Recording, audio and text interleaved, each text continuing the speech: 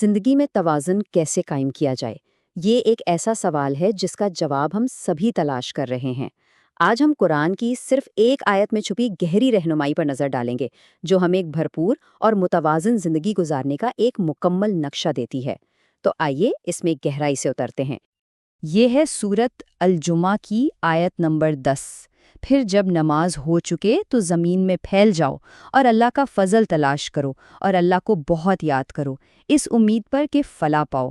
یہی وہ آیت ہے جو آج کی ہماری پوری گفتگو کا مرکز ہے۔ اس کا ہر ایک ٹکڑا ایک گہرا سبق سکھاتا ہے۔ تو آیت کا آغاز ہوتا ہے نماز مکمل ہونے کے فوراً بعد ملنے والے ایک حکم سے، لیکن سوال یہ ہے کہ اس حکم کا اصل مطلب کیا ہے؟ زمین میں پھیل جاؤ کا حکم صرف مسجد سے باہر نکلنے کے لیے نہیں ہے۔ نہیں، یہ ایک بہت گہرا پیغام ہے کہ دنیا کے ساتھ دوبارہ جڑ جائیں۔ یعنی اس کا مطلب یہ ہے کہ ایمان کو روزمرہ کی زندگی سے الگ تھلگ نہیں رکھنا، بلکہ اسے زندگی کے ہر پہلو کا حصہ بنانا ہے۔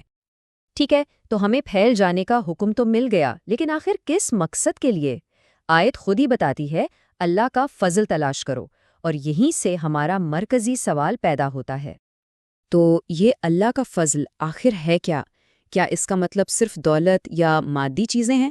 نہیں، قرآن کی خوبصورتی اس کی گہرائی میں ہے۔ آئیے دیکھتے ہیں کہ اس کی تشریح کتنی وسیع ہے۔ تو فضل کا مطلب صرف پیسہ کمانا نہیں ہے، اس کی تشریح بہت وسیع اور بہت ہی خوبصورت ہے۔ اس میں روزی کمانا شامل ہے، علم حاصل کرنا شامل ہے، بیماروں کی عیادت کرنا، کسی کے جنازے میں شرکت کرنا، یہاں تک کہ علماء سے حکمت اور دانائی کی باتیں سیکھنا بھی، یہ سب اللہ کا فضل سمجھا جاتا ہے۔ اور ذرا یہاں دیکھیں، یہ تصور کتنے شاندار طریقے سے واضح ہو رہا ہے۔ یہ ہمارے روزمرہ کے کاموں کو ایک اعلیٰ روحانی مقصد دے دیتا ہے۔ روزی کمانا اب صرف پیسے کمانا نہیں رہا، بلکہ یہ اللہ کا فضل تلاش کرنے کا ایک عمل بن گیا۔ بیمار کی عیادت کرنا نیکیاں کمانے کا ذریعہ بن گیا، علم حاصل کرنا اللہ کی رضا کا سبب بن گیا۔ یہ تو سوچ کا پورا زاویہ ہی بدل دیتا ہے نا؟ لیکن ایک بہت اہم عنصر ہے، ایک کڑی ہے جو ان تمام دنیاوی کاموں کو واپس ایمان سے جوڑتی ہے۔ وہ کیا ہے؟ اور اللہ کو بہت یاد کرو۔ یہ آیت کا وہ حصہ ہے جو ہر چیز کو ایک ساتھ پرو دیتا ہے۔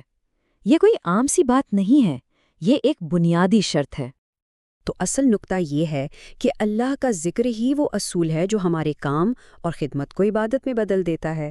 جب کوئی شخص روزی کماتے ہوئے، علم حاصل کرتے ہوئے یا کسی کی مدد کرتے ہوئے اللہ کو یاد رکھتا ہے، تو اس کا ہر عمل ایک روحانی عمل بن جاتا ہے۔ یہ وہ چیز ہے جو دنیا اور آخرت دونوں میں فائدہ پہنچاتی ہے۔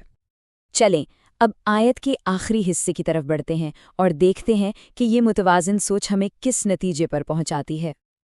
آیت کا اختتام فلاح کے وعدے پر ہوتا ہے۔ فلاح یعنی کامیابی، لیکن یہ صرف دنیاوی یا مادی کامیابی نہیں ہے، یہ ایک بہت جامع تصور ہے جس میں روحانی، دنیاوی اور آخرت کی یعنی ہمیشہ کی خوشحالی شامل ہے۔ یہ ہے حقیقی اور پائیدار کامیابی۔ تو آخر میں یہ آیت ہمیں فلاح حاصل کرنے کا ایک واضح فارمولہ دیتی ہے۔ پہلا قدم، نماز ادا کرو۔ دوسرا، زمین میں پھیل جاؤ اور اپنی دنیاوی ذمہ داریاں پوری کرو۔ تیسرا اور سب سے اہم، اس سب کے دوران اللہ کو کثرت سے یاد کرو، اور نتیجہ حقیقی کامیابی حاصل کرو۔ تو ہم اس گفتگو کو اس اہم سوال کے ساتھ ختم کرتے ہیں کہ کوئی بھی شخص اپنے روزمرہ کے کام کو عبادت کے عمل میں کیسے بدل سکتا ہے۔ اس آیت کی روشنی میں جواب بہت واضح ہے، نیت اور اللہ کی یاد میں۔ یہ ایک ایسی سوچ ہے جو زندگی کے ہر لمحے کو بامقصد اور قیمتی بنا سکتی ہے۔